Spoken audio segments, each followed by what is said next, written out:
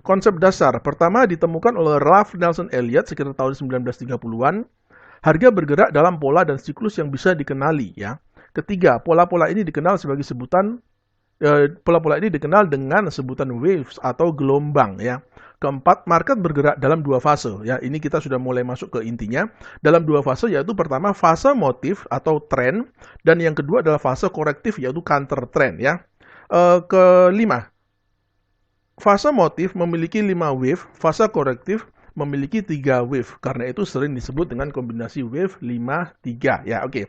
Jadi sebenarnya yang kita lakukan ketika kita mau mengaplikasikan Elliott wave adalah kita tuh mau ngapain sih ya? Yang kita lakukan itu adalah kita mencari dan menghitung wave ya. Jadi kita mencari dan menghitung gelombang. Jadi kita menghitung 1-5 dan 1-3 kombinasi 5-3 ini tadi ya. Oke. Nanti ke belakang nanti teman-teman akan paham apa maksudnya. Oke ya, kita lanjut ya.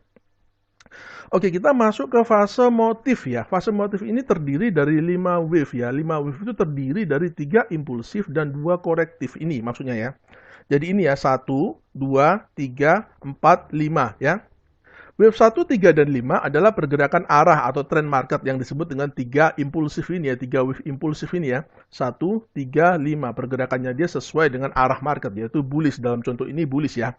Oke, wave 2 dan 4 adalah pergerakan koreksi dari wave 1, 3, dan 5 ya. Wave 2 yang saya beri warna merah ini tulisannya menandakan wave koreksi ya. Jadi ada 2 wave koreksi, korektif yaitu wave 2 dan wave 4 ini ya. Oke. Dalam Elliott wave, dalam teori Elliott wave itu ada 3 rules yang tidak boleh dilanggar ya. Ada berbagai macam banyak yang disebut dengan guidelines ya, seperti mungkin menggunakan Fibonacci dan lain sebagainya, tapi hanya 3 ini yang tidak boleh dilanggar ya.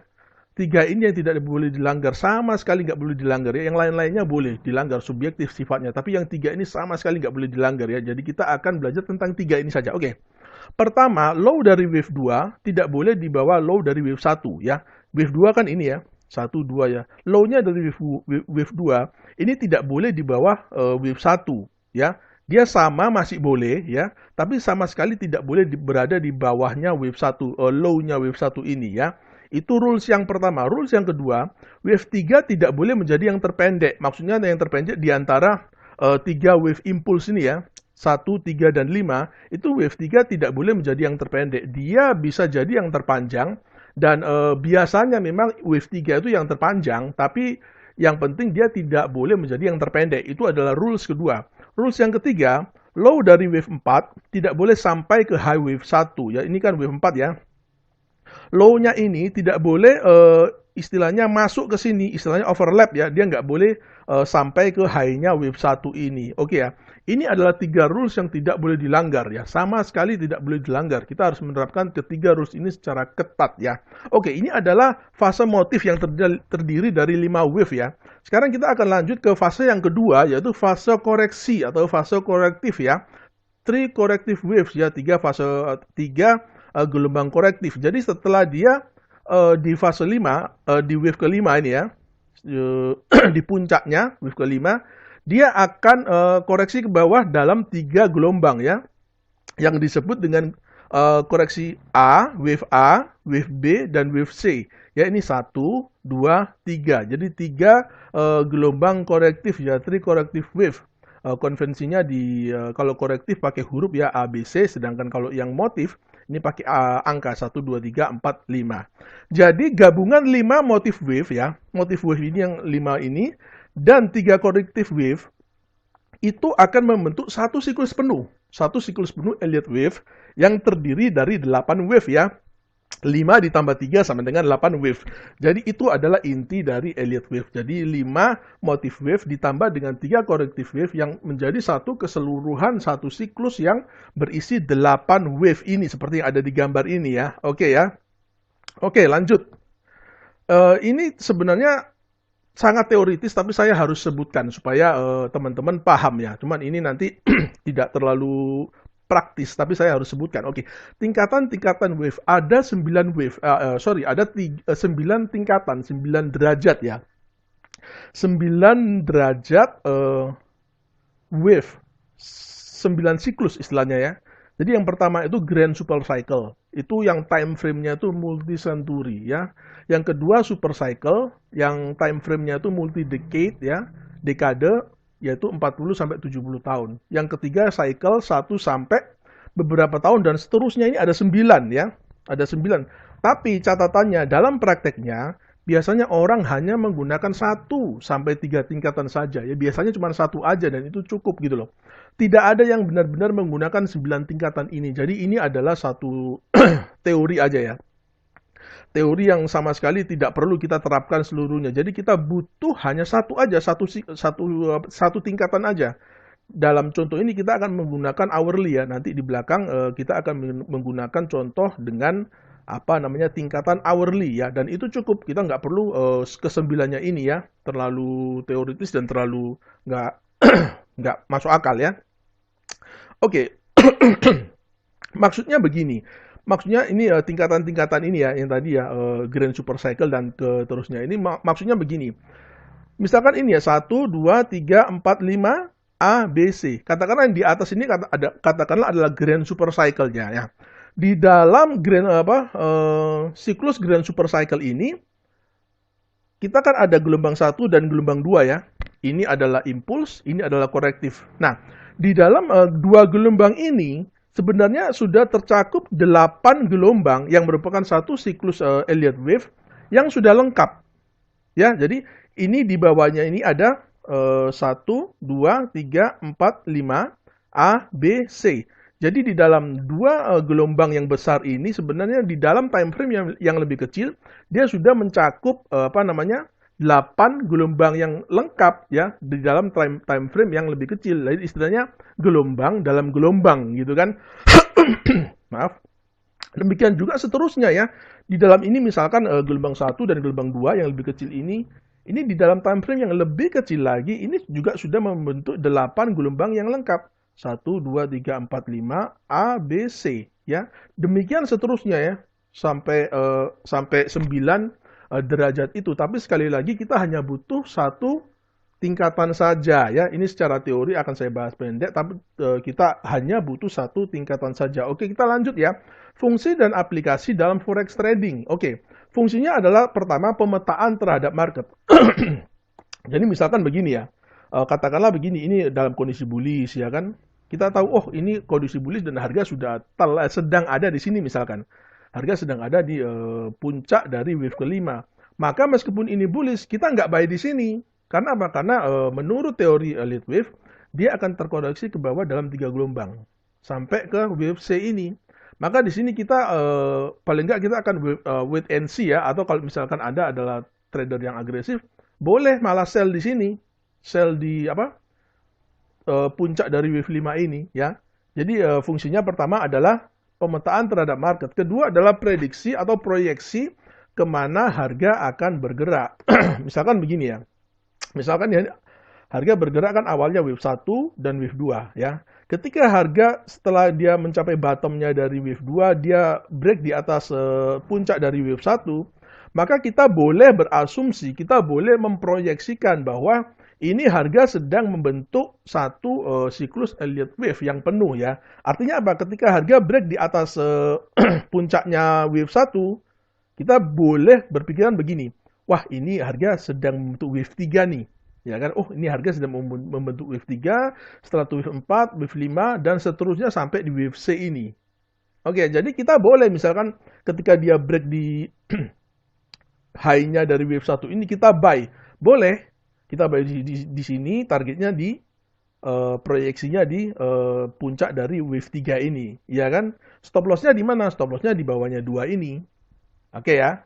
Jadi itu sebagai prediksi atau proyeksi harga ya. Oke, sekarang kita akan ke bagian akhir ya, yaitu aplikasi pada chart ya. Kita akan praktek ya. Kita akan praktek di chart. Oke. Ya. Ini kita sedang melihat di chart EURCAD ya, Euro Kanada ya, Euro Canadian Dollar. Kita akan cari nih, kita akan cari gelombang-gelombangnya ya, kita akan cari wave-nya. Oke. Kita akan cari dari sini ya. Karena kita akan cari 5 motif wave-nya dulu ya, 5 motif wave-nya dulu. Kita akan gambar gelombangnya dulu ya. Nanti baru setelah kita gambar cari gelombangnya, kita menghubungkan titik-titik swing high dan low ya. Kita hubungkan dulu. Nanti baru kita akan apa namanya? Kita akan cari apakah memang dia sesuai dengan kriteria atau tidak ya. Kita akan di sini ya.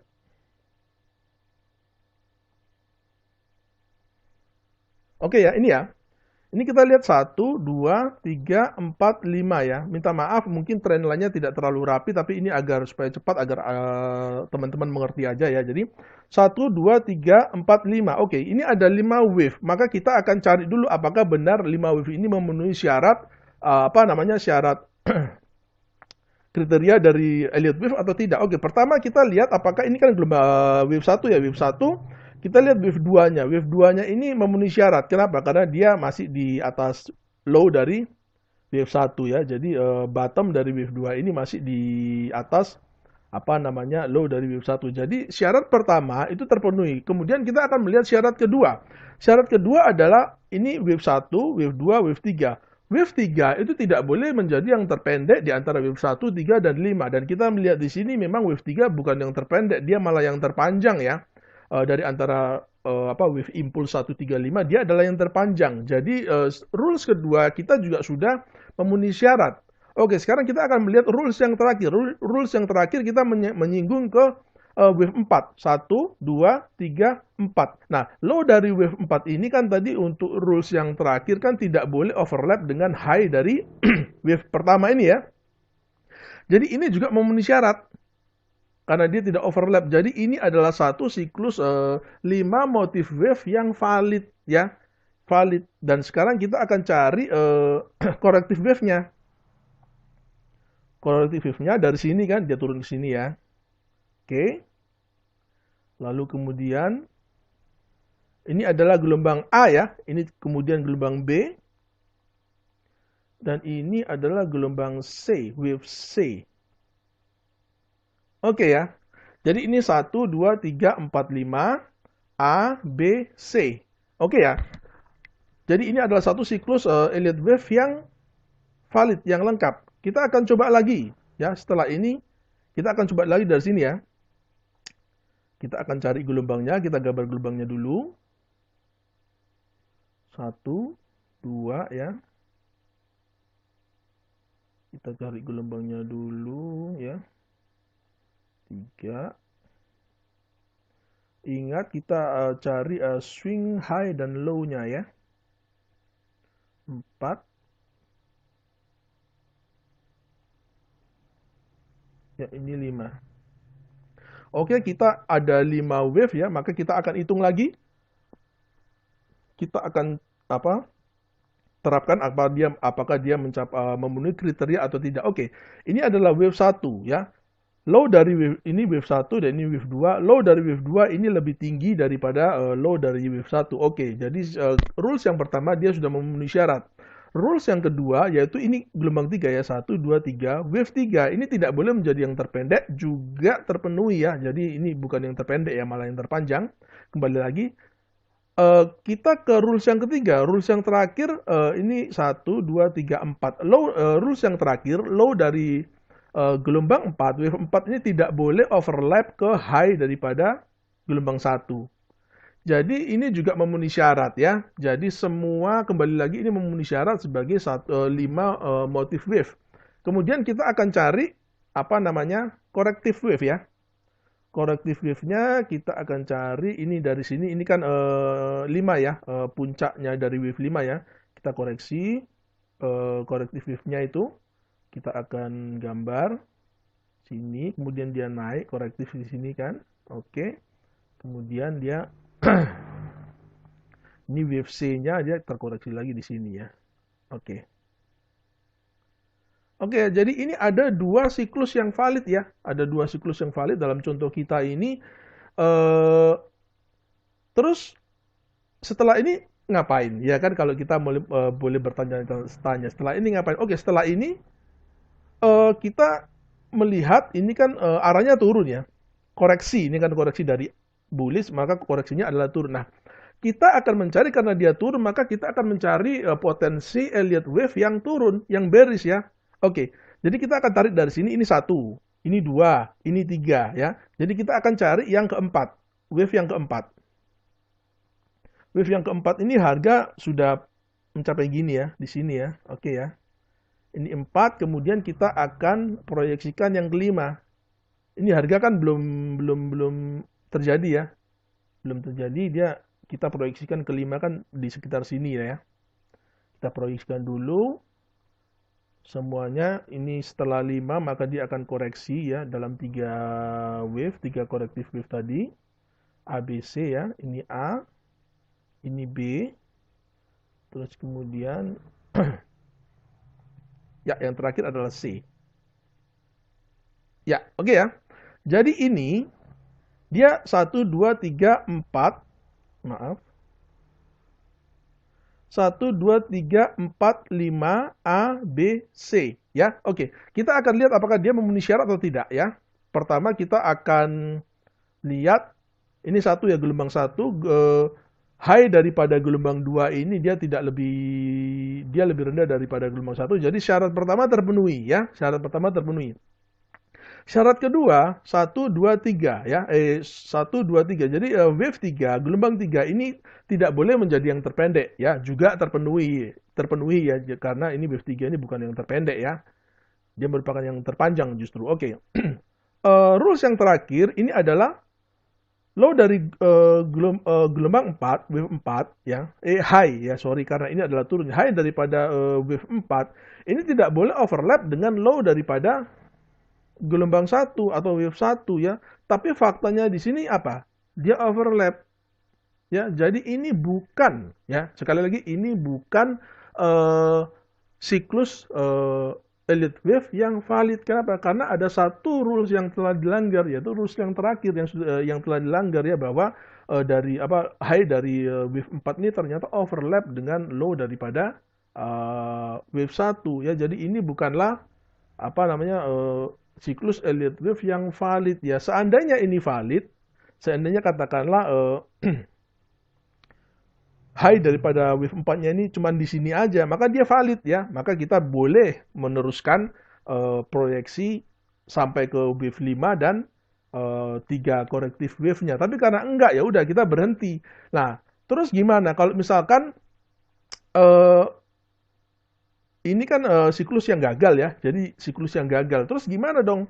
Apa yang akan kita lanjutkan setelahnya jika siklus Elliott wave-nya gagal? Maka kita akan balik. Kita akan balik cari wave 1 dan 2 ya. Jadi itu langkah pertamanya ya. Jadi kita akan cari wave 1 dan 2 dulu. Itu adalah langkah awal ya. Kita cari begini. 1 dan 2. Ya. 1 dan 2. Udah. Karena harga belum terjadi ini ya, kita tinggal nunggu aja ya. Kita tinggal nunggu. Karena ini adalah bullish ya, ini adalah struktur bullish, maka jika kita ingin melihat siklus Elliott wave bullish yang valid, maka harga selanjutnya harus begini. Harga selanjutnya dia harus bullish ya. Maka pergerakan harus bullish membentuk wave ketiga ya. Jadi ini 1, ini kedua, dan low keduanya tidak boleh lebih rendah daripada wave 1. Dia harus pergerakan selanjutnya dari sini, dia harus membentuk wave ketiga yang valid ya. Dia harus membentuk wave ketiga yang valid ya. Break di atas high daripada wave 1 ini, sama seperti yang di sini ya, sama seperti yang di sini. Sama seperti yang di sini juga ya. Jadi proyeksinya dia akan membentuk seperti ini, seperti wave 3 yang di sini ya. Kemudian jika memang nanti valid, maka dia akan seperti ini ya.